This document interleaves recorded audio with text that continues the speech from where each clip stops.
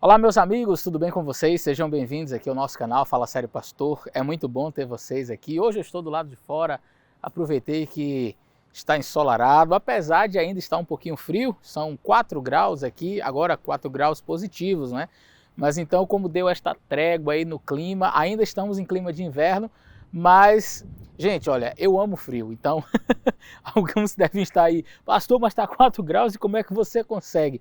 Quando venta, aí dá aquele friozinho, mas quando não venta, eu gosto muito do frio e estou me adaptando bem aqui nesta nova realidade. Bom, hoje eu vou responder uma pergunta muito interessante de um amigo aí, o Jorge Dutra mandou para nós uma pergunta acerca do livro de Apocalipse. O que seria a sexta praga, o sexto flagelo do Apocalipse? Então, fica com a gente até o final desse vídeo, eu acho que você vai gostar muito.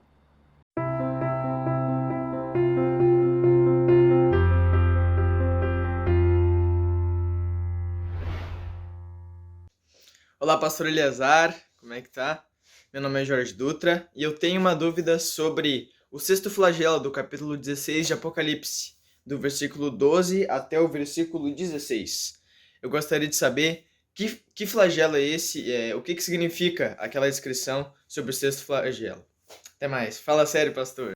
Muito obrigado, meu amigo Jorge, por sua pergunta, uma pergunta muito interessante. Eu quero ler o texto aqui na Bíblia com vocês, que está no livro de Apocalipse, capítulo 16, a partir do verso 12, e diz assim: E o sexto anjo derramou a sua taça sobre o rio Eufrates, o grande rio Eufrates.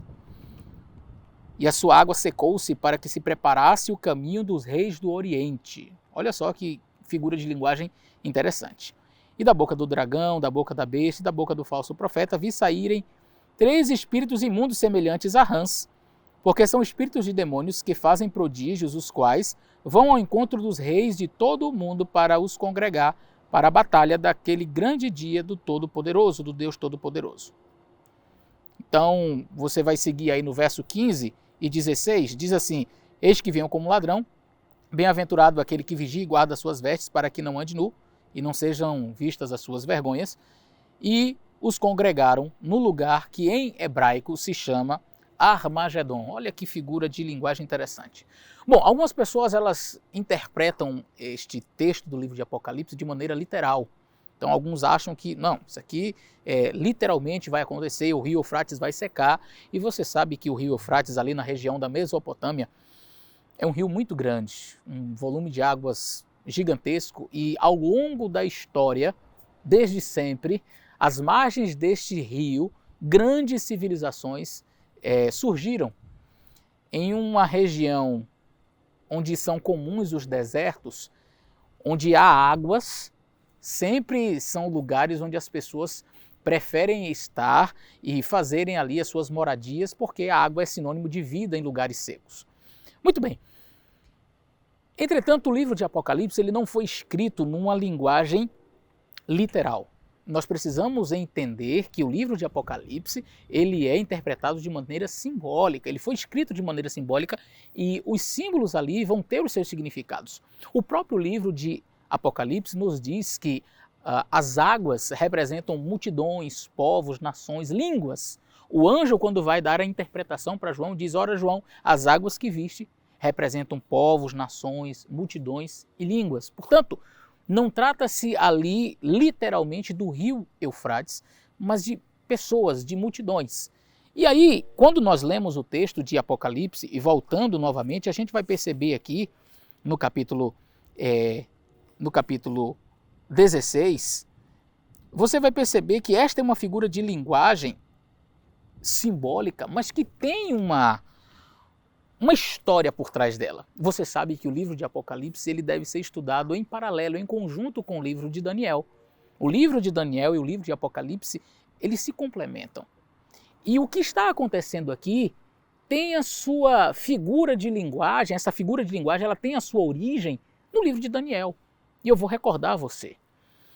Quando Daniel profetizou a queda de Babilônia, e dentro de Babilônia passava o rio Eufrates, Babilônia foi construída exatamente ali no rio Eufrates, a cidade, a grande cidade, e você também precisa compreender que Apocalipse 16 e 17 estão em sintonia. E ali no Apocalipse 17 fala da queda de Babilônia.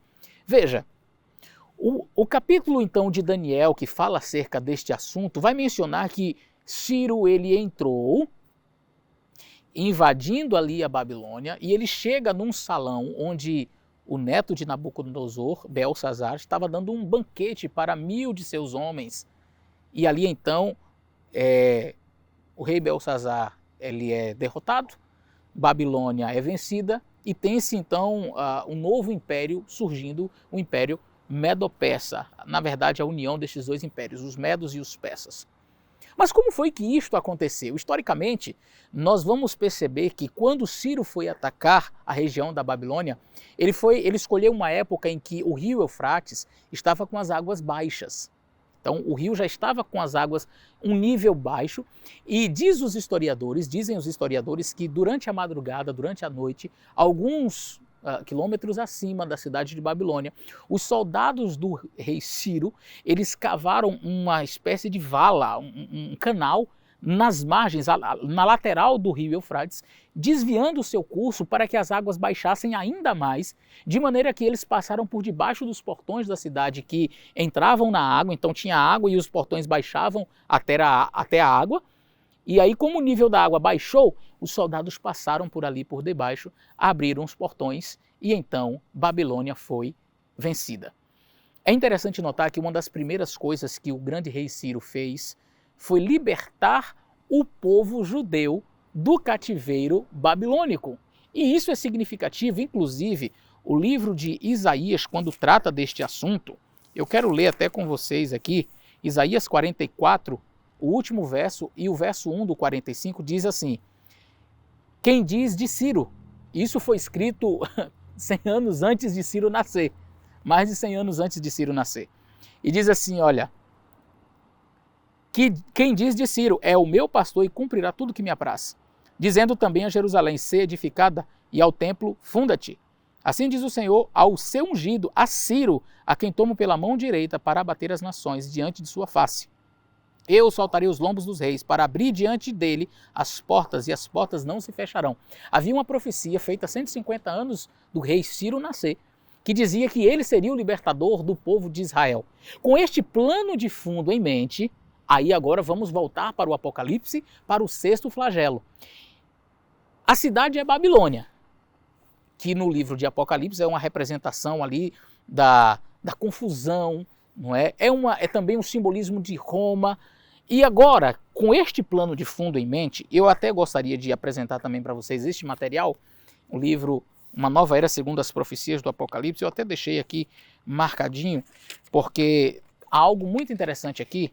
O Mary Maxwell, comentando acerca deste assunto, ele vai falar exatamente que está na página 455, 454, 55, 56, você pode pesquisar e ler acerca desse assunto que eu estou explicando para vocês. O rei Ciro, portanto, ele é um simbolismo, ele acaba sendo um símbolo, este ato dele de esvaziar o rio Eufrates, acaba se tornando um símbolo para a vinda também de Jesus, quando o rio Eufrates vai secar. Mas espera aí, pastor, o senhor falou que o rio Eufrates é uma representação de povos, nações, multidões, línguas. E o que seria estas águas então baixando? Perceba que o rio era o que dava apoio, suporte à Babilônia, da mesma forma como são as nações, os povos, que darão suporte à besta, que é uma representação da Babilônia, ou de Roma, como queiram. Agora que nós percebemos que os rios são esta representação, ou seja, os povos dando este suporte para o poder daquela besta que foi ferida, né, de morte, mas que depois ressurge, a gente vai perceber que em um dado momento, na época do sexto flagelo, este apoio, este suporte que os povos deram a esta meretriz Babilônia será retirado. E pastor, como é que nós percebemos isso? Onde que a gente vai ver isso? Em Apocalipse, no capítulo 17.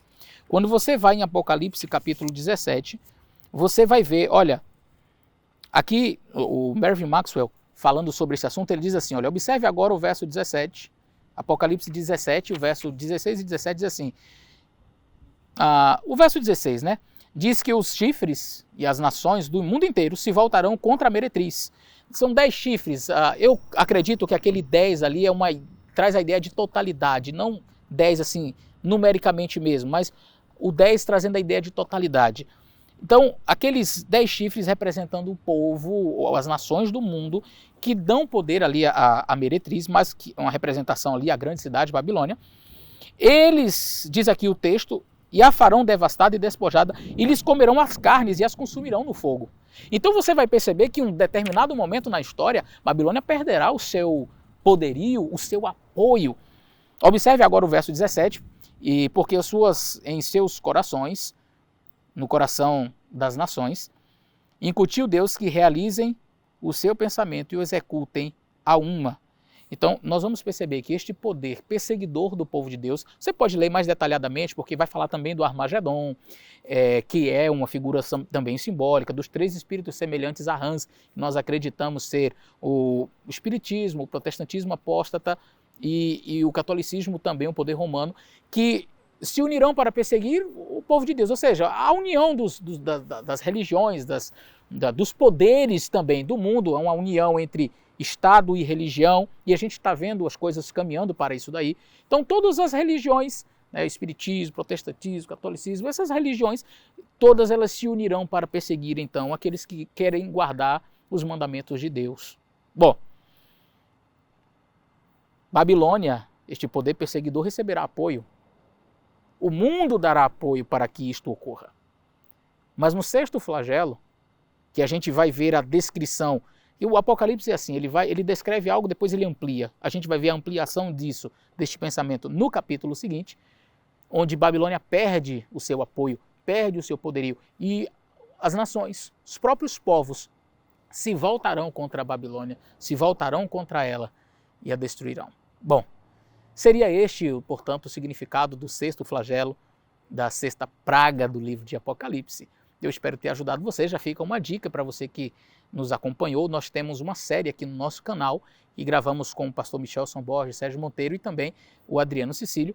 Nós fizemos uma série sobre o Apocalipse decifrado. Você pode assistir, tem a playlist aí, procura no nosso canal. Tenho certeza que vai ser uma bênção para você.